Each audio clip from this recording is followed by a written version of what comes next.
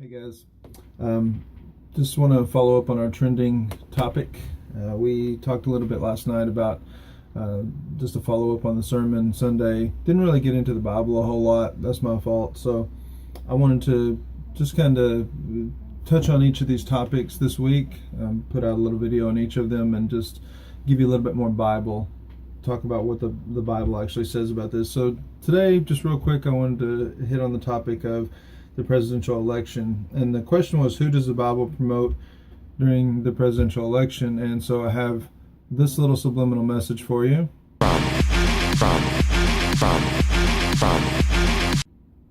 Just kidding. Just wanted to throw that out there. Hopefully you got a laugh out of that. You can share that if you want to. But here's what the Bible actually says. The better question to ask is, which candidate best promotes God? Which candidate best promotes Christian values, best promotes biblical values and kingdom values? That's the question we need to be asking. In any case, we're called to pray for our leaders. 1 Timothy 2, write that down. 1 Timothy 2 talks about, praying for all of those who are in high positions, pray for their peace, pray for their godly lifestyle, because this pleases God. And this will create an atmosphere for the kingdom to grow.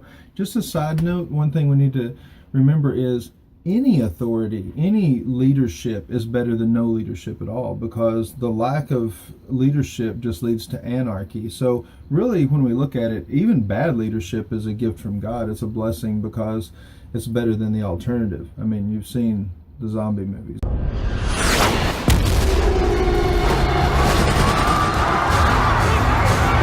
That's basically what we have when we don't have leadership. Seriously, any leadership is good. Both the Apostle Peter and the Apostle Paul tell us to honor and submit to our leaders. 1 Peter chapter 2, read through that. There's a lot of good information in there. It talks about honoring our leaders, doing what is right. Don't do evil yourself, because our conduct represents and reflects Christ. Paul says in Romans 13, read that chapter there, respect leaders. It says pay taxes. Hey, you can't get around that. The purpose of leadership is for our protection, the Bible says. And even Jesus said, give to Caesar what is Caesar's and God what is God's. So, hey, pay your taxes, pay your tithe. We got all our bases covered. Now, does that mean that every ruler is godly and following God's will? Absolutely not. Obviously, there are some bad leaders out there. Hosea chapter 8 is a good example. It says that sometimes we put people in leadership as a society. We put people in leadership without really consulting God, and we suffer the consequences from that. Does that mean God's not in control? No, He's still in control. He can still use those leaders to fulfill His will and carry that out.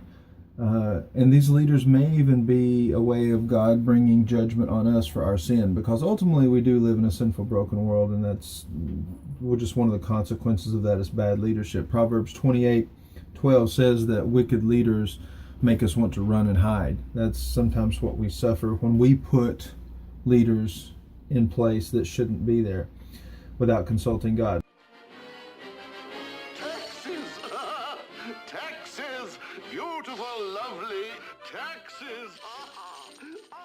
Whatever the case, in any case, the Bible still has this mandate. We still must honor them and we still must submit to them. The only exception is when the king's rule is directly contrary to what God is commanding us to do. Acts chapter 5 is a good example of that. When Peter and the apostles were out preaching the gospel, they were arrested, they were told to stop. That famous quote from Peter, he says, we should obey God rather than men. We must obey God rather than men. But God tells us to honor leaders.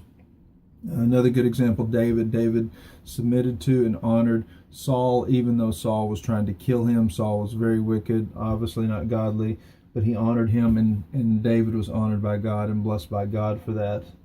Paul, when he accidentally insulted the high priest, apologized and said, hey, that's not right for me to do that. God says that we're to honor our leaders. And our ultimate example, of course, is definitely Jesus. Jesus, even when he was arrested and unjustly accused, he was submissive and honored even the ungodly leaders throughout that process. You see him honoring them and keeping silent and and doing many things that are our example. And Peter says that he's our example. And 1 Peter chapter 2, again, read that chapter. A lot of good stuff in there. He never sinned. He didn't retaliate. He didn't threaten revenge when he suffered unjustly. And he left everything in God's hands. That's what we need to do, because God judges justly. That's what it says there in 1 Peter chapter 2. It boils down to a faith issue. Do we believe God enough to allow him to work in this process? Do we believe God enough to vote? 2 out of 5 Christians don't even vote. We don't even vote. We've just kind of checked out of the process completely because maybe we just don't have enough faith that God can work in it. That's just a lack of faith on our part. Do we have enough faith to continue to honor God and pray for and submit to the leaders that God has put in our lives to them? And this applies to more than just the president or the governor or the mayor. What about your boss? What about your teacher? What about your pastor? What about your coach? And the list goes on. Be careful about throwing out criticism and verbally attacking and abusing leaders. This is disrespectful not only to them, but it's disrespectful to God. Can we confront sin? Yes, but we need to do it in a respectful, honorable way, because that's what the Bible calls us to do. Here's a question for us just to end this. Are you praying for your leaders? Are you honoring them with your words? Are you seeking God on how to vote? Are you actually voting and allowing God and just having faith in him and trusting him throughout this process? Ultimately, that's what we have to do. When we honor our leaders, we're honoring God, and we're saying, I trust you, God. I trust what you're going to do. I trust that you're in control.